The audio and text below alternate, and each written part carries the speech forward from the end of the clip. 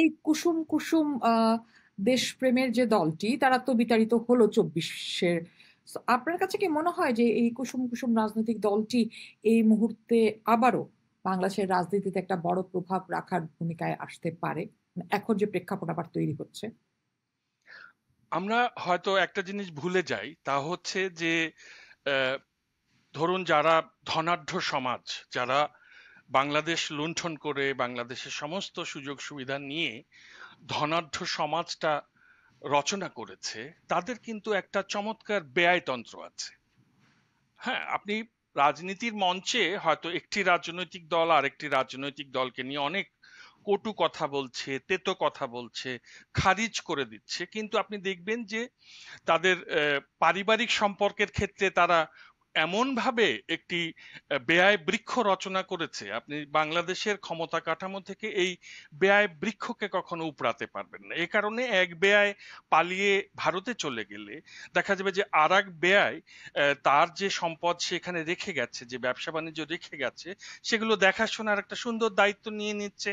এবং এভাবেই ওটা তাদের একটা ঠিক করা আছে যে তুমি যখন জেলে আমি তখন তোমার ব্যবসা দেখব, আমি যখন জেলে তখন তুমি আমার ব্যবসা দেখবে। এবং এইভাবেই আমরা পুরনো যে অচলায়তনটা এবং আমাদের যে শোষণ নিপীড়নের যে একটা চিরস্থায়ী বন্দোবস্ত তৈরি করেছি, যেখানে জমিদারের ছেলেই জমিদার হবে, অর্থাৎ এমপির ছেলে মেয়ে, জামাই, ছেলের বউ বা বিধবা স্ত্রী তারাই এমপি হবে, এরকম একটি চমৎকার মানে বন্দোবস্ত এখানে আছে। হ্যাঁ, তার মানে এবং আমাদের এই এই বেআই চক্কর থেকে বের হওয়ার তো উপায় নাই। খুব কঠিন।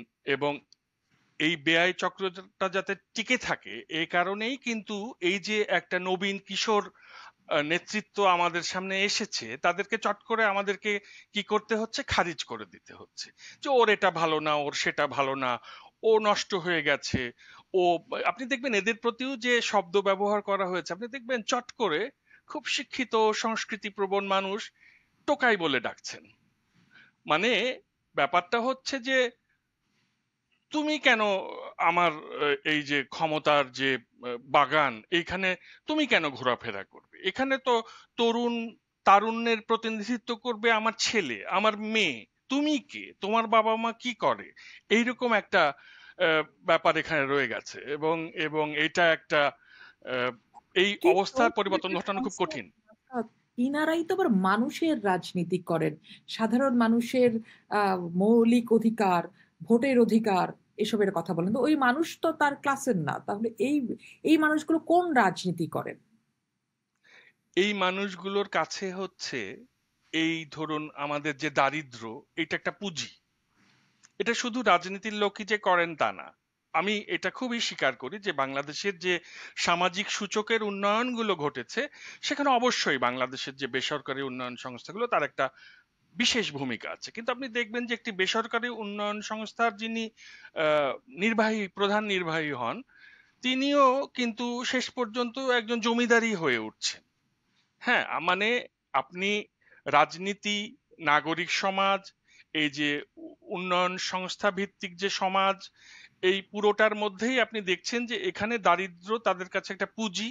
জনগণ শব্দটা যে তারা ব্যবহার করে, এই জনগণের মধ্যে দিয়ে তারা বোঝাতে চায় যে এই যে জনগণ আছে, দেখো এর কারণে একটা রাষ্ট্র, এখন তুমি আমাকে একটু লোন দাও বিদেশের কাছে, এই গরিব মানুষদেরকে দেখিয়ে লোন নেবে এবং তারপর লোনের টাকাটা দেশে এনে ভাগ বাটোয়ারা করে নেবে।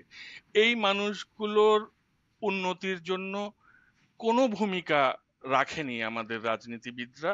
এবং স্বাধীনতার 54 বছর পরেও বাংলাদেশ কল্যাণ রাষ্ট্রের কাছাকাছি পৌঁছতে না পারার মধ্য দিয়ে আমরা বুঝতে পারি যে যে জনগণের নাম করে রাজনীতিটা করা হচ্ছে, যে জনগণের নাম করে প্রজাতন্ত্রের কর্মচারী হিসেবে আমলারা চাকরি করছেন, যে জনগণের নাম করে বেসরকারি উন্নয়ন সংস্থা বিদেশ থেকে লোন নিয়ে আসছে, তারা আসলে, তাদের কাছে এই জনগণ আসলে প্রজা, এরা কখনো নাগরিক হয়ে ওঠেনি। তাহলে সেক্ষেত্রে এই যে নতুন রাজনীতির কথা যারা বলছেন, পরিবর্তনের রাজনীতির কথা যারা বলছেন, তারা আসলেই কতটা নতুন কিংবা পরিবর্তন আনতে পারবেন? মানে এটা যেমন তরুণেরা বলছেন, তরুণদের সূত্র ধরে তো বা একই সুরে তো প্রবীণরাও বলছেন, যারা এতদিন আমাদের সাথে আহ সেই এনজিও ভিত্তিক রাজনীতি করে এসছেন। এই তরুণদের একটা বৈশিষ্ট্য আপনার চোখে পড়েছে কিনা আমি জানি না, সেটা হচ্ছে যে দেখুন, এদের মধ্যে প্রতিদ্বন্দ্বিতা আছে, প্রতিযোগিতা আছে। ফলে আপনি খেয়াল করবেন তরুণদের মধ্যেও যারা বিভিন্ন ছাত্র সংগঠনের সঙ্গে সম্পৃক্ত, তারা একে অপরের সঙ্গে বিতর্ক করছেন, বিবাদ হচ্ছে, বিসংবাদ হচ্ছে, কিন্তু কখনো সেটা কিন্তু একটা মারামারিতে শিষ্টাচার হয়ে গড়াচ্ছে গেছে। না। হ্যাঁ, এটা কিন্তু খুবই পজিটিভ একটা সাইন। বাংলাদেশে এরকমটা আপনি আগে কখনো দেখেননি। ঢাকা বিশ্ববিদ্যালয়ে আমরা তো আহ, বড় হয়েছে, আমরা জানি যে পরিবেশটা কেমন।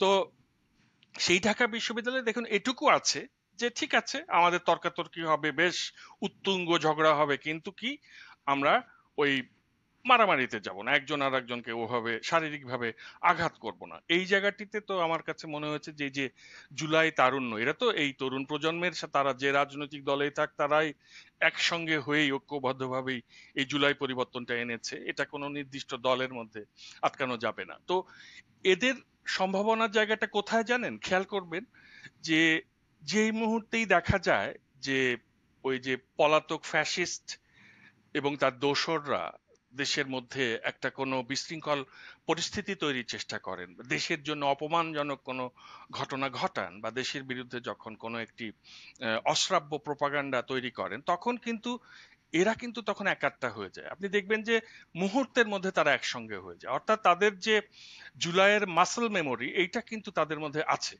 সুতরাং আমার কাছে মনে হচ্ছে যে এই এই প্রজন্মের উপর থেকে আশা ছেড়ে দেওয়াটা ভুল হবে।